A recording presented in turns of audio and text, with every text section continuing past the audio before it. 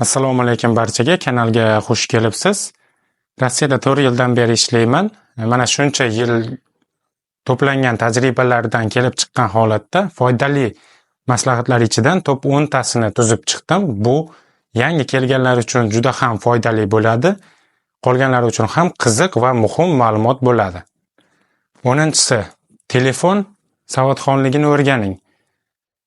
Telefon insonni kundan kunga ikkinchi qismiga aylanib bormoqda. Telefon sizning ishingizni osonlashtirishga yordam beradi va telefonni qancha yaxshi bilsangiz, turli xil moshenniklar qurboni bo'lishdan saqlanasiz va aynan migrantlar uchun 25-yilda chiqarilgan qonunlarni barchasi telefonga bog'liq. Telefonni bilish shuning uchun ham muhim.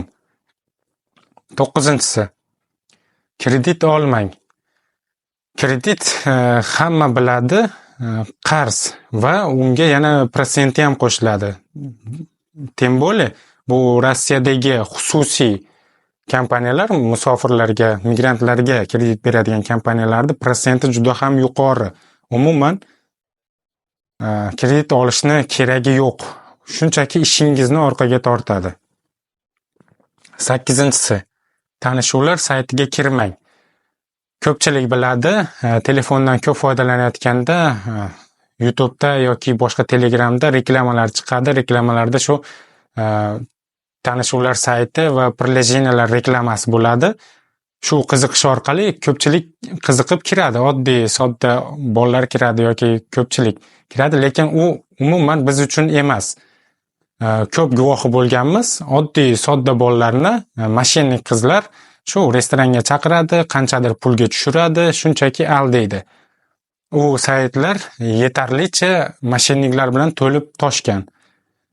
Yana bir yaqinda shunday hodisa bo'ldi. Oddiy Rossiya fuqarosi, oddiy rus biznesmenini tanishuvlar saytidan tanishgan moshennica qiz 3 million rublga tushirgan.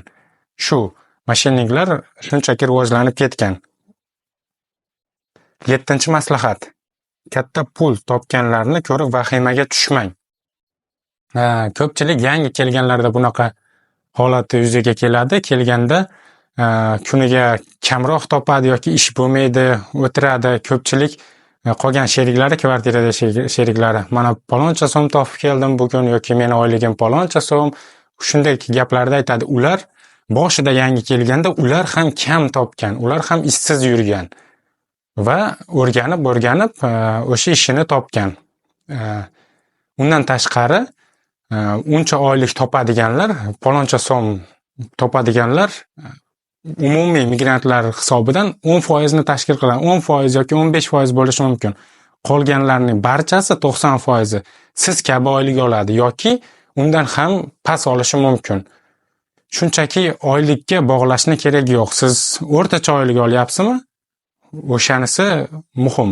O'shanisi yetadi. Qolganlar ham xuddi shuncha oladi. Bitta sherigingiz paloncha so'm oylik olsa, u hamma shuncha topyapti, siz kam oylik olyapsiz degani emas. 6-maslahat. Yashash joyingizni kartasini o'rganing. Siz keldingiz, bir skladda ishlaysiz yoki magazinda yoki bironta firmada, o'sha ishxonangizda kvartirangiz bo'ladi, kvartiraga borib kelib yurasiz. O'sha rayonda deyarli kartasini yaxshi o'rganishingiz kerak.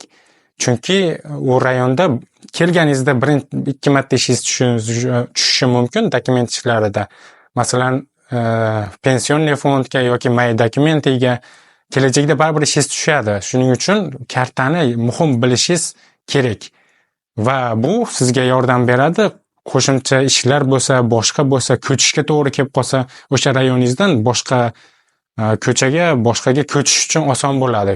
Ko'chani yaxshiroq o'rganishingiz kerak. 5-si, jamoat joyida ruschada gaplashing. Bu juda ham xunuk ko'rinadi. Masalan, shahar territoriyasida yoki qishloqda ham o'zbekchada gaplashib yuradi ko'pchilik, o'zimiz musofirlar. Ko'pchilik tushunmagani uchun, hali bilmagani uchun ko'pchilik shunchaki xohlamaydi. lekin gaplashib yurganda tashqaridan qaraganda russkilar hammasi kulturniy bo'ladi, ularga juda ham xunuk ko'rinadi. Ruschada gaplashish kerak yoki umuman ruschani bilmasa gaplashishni keragi yo'q. 4-maslahat. Jamoat joyida telefonda baland ovozda gaplashmang. Xuddi shu kabi yuqoridagi aytilgandek kabi ko'pchilik avtobusda yurganda yoki boshqada jamoat joyida metrolarga chiqqanda yana baland ovozda telefonda gaplashib turishadi. U juda ham xunuk ko'rinadi. Shunchaki o'zingizni hurmatingizni yo'qotasiz xolos. Va keyingi 3ta maslahat eng muhimi bo'ladi.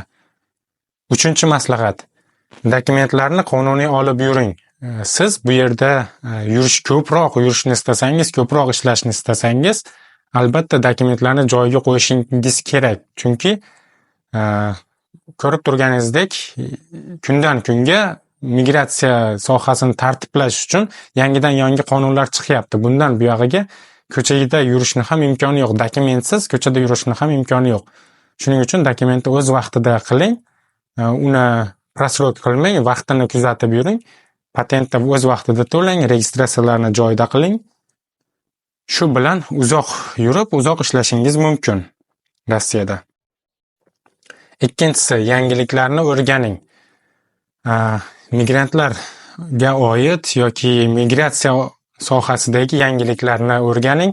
Bu o'zingizni ishingizni osonlashtiradi va nafaqat migrantlarga oid Rossiya territoriyasida qanday yangilik bo'lyapti, shularni ham kuzatib boring.